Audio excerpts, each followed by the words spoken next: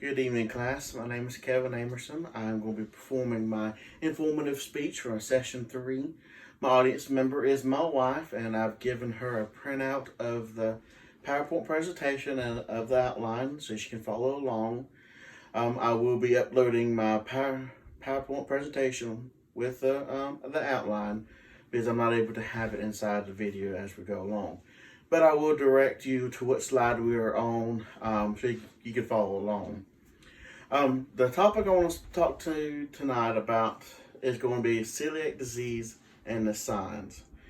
I want to spread a little bit more details and information I have found about this disease because I myself have experienced some of these symptoms, and my wife's grandfather has experienced this, and he actually went to the doctor and was diagnosed with celiac. So moving on to the first slide, the one question is, does anyone know the signs and symptoms of celiac? Because there's several different signs and symptoms that may be overlooked, or you might classify them as being something else when there's more underlying issues that could be more problem. Celiac disease is an autoimmune disease that occurs genetically and in predisposed people with indigestion of gluten, and it leads to destroying of your small intestines. Celiac Foundation says that this affects 1 in 100 people worldwide, and that many Americans are undiagnosed and are at risk for long-term medical complications. Some of the symptoms I'm going to point out tonight are some of the ones I've experienced as well. There would be the numbing of your fingertips or your toes and severe mouth ulcers. Moving on to the second slide. Celiac disease is hereditary, means it runs in families. It could be your mother or your father or your siblings, or it could be even your grandparents or aunts or uncles. It doesn't matter who has it, but it could be hereditary. Being adopted, I'm not able to see my family's health history, so it's no telling of where I received this disease from. But celiacfoundation.org has also put out that 1 in 10 people are at risk for developing celiac disease from a grandparent or a parent.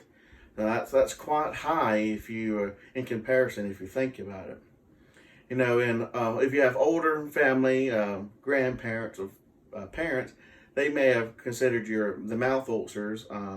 You haven't eaten too much citrus. You're eating too much of this, or like my grandfather always says, you're told too many lies. That's where you got them from. You need to quit telling lies. But actually, it's an underlying issue because of the way your small intestine is actually reacting to whatever food that you eat that contains gluten. In addition to the mouth ulcers, and then you have the tingling and numbness of your hands or in your feet. Now, a Celiac Disease Foundation classifies this as called peripheral neuropathy, which is the blocking of the neurons from your brain to your fingers and lower extremities. It pulls the blood that would go to work your extremities, and pulls it in to save the intestines. So it pulls that blood away from your extremities. That's why you get the tingling in your hands. Moving on to the next slide. That celiac disease in and of itself is a gluten intolerant disease. Like I said before, then it attacks your small intestine. And then, if something's attacked, it's always going to react. And that's where you get the numbness of your fingers. Or in my case, you get severe nosebleeds if you eat too much. I like pizza. Pizza's my favorite, but I can't have it all the time, because if I do, invariably I will have a nosebleed because I can't digest that much gluten.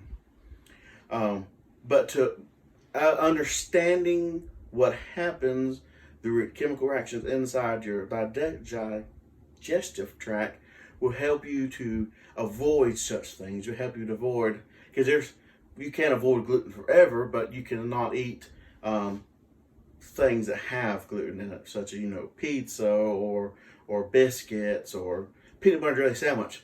Simple as that may be, bread's got gluten in it, so you might have issues from going on from that point. Now, not everybody experiences these symptoms that I'm giving, but in my situation and in my wife's grandfather's situation, the very first detail or that he noticed after he ate something that's an attack, or he would eat something he wasn't supposed to, would be the fingertips. The first two fingers would always go numb. You'd see him walk around shaking his hands because the hands are going numb. But I hope after these 2 points that if you have someone who's experiencing these symptoms or something like this, that you would inform them of the details that you have learned or you have researched, or you can let them know they need to go to the doctor and seek further help. Moving on to the next slide is in my conclusion that if you do have friends and families who are experiencing the nosebleeds or the fingertips tingling or severe mouth ulcers, they might, and sometimes you get an upset stomach too, because small intestine's right there along with the rest of your digestive tract. That'll affect if you have diarrhea. That is also another trigger. So even though you might not have any of these symptoms, you might have something similar. You just have to research for yourself, or send somebody to the doctor and to seek further help. Now, celiac disease cannot be cured, but it can be helped. There are gluten-free pills out there that you can take, and it actually helps your body digest gluten. So you take a pill or two before you eat something that has gluten in it. That'll help your stomach. But the longer you let it go, the worse the issues come. When I was younger, I was active playing football and soccer and track. I ate a lot of sandwiches, and at that point, I'd get the tingling in my fingertips and I get the mouth ulcers, but I never associated this with celiac disease. Now, as I get older, I'm not as active as I used to be. I've actually developed the nosebleeds that can occur with celiac disease and eat too much gluten. So I don't suggest that you wait any longer if you are having these issues. Research or go see a medical doctor. Now, my last slide is my references. I want to say thank you to the Celiac Disease Foundation. They give you all kinds of helps and information, and that's where I got the statistics that I got to use for my PowerPoint presentation.